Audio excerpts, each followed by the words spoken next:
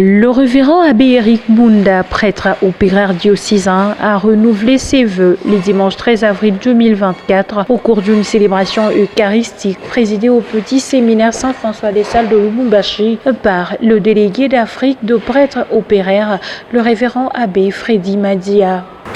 Notre fraternité se nomme la fraternité des prêtres opéraires, d'où, avant d'y accéder, on doit être prêtre.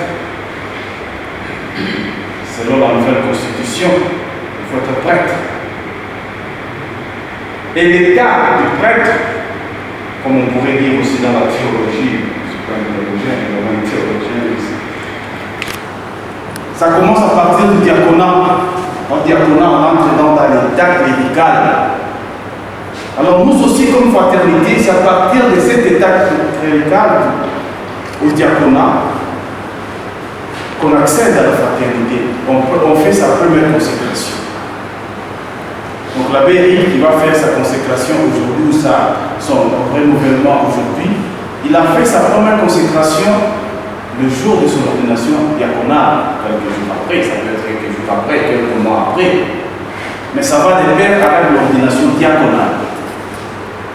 D'où, ça peut paraître aussi un peu étrange, on est aspirant jusqu'au diaconat. On est aspirant jusqu'au diaconat, parce que c'est une fraternité de prêtres. Alors aujourd'hui, Eric, 2 années de prêtre, 3 ans de diaconat, alors il va renouveler.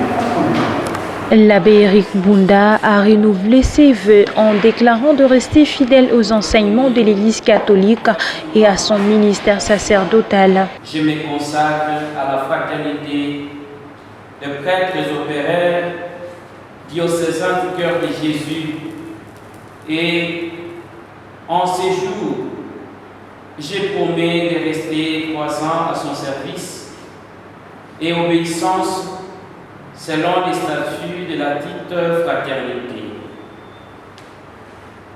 Que Dieu m'aide et le cœur de Jésus dans l'Eucharistie, Vierge très sainte, notre Père Saint Joseph, saints anges de Dieu, bienheureux Manuel Domingo Isol, bienheureux martyr de la fraternité, je vous prends comme témoin et comme intercesseur de mon offrande.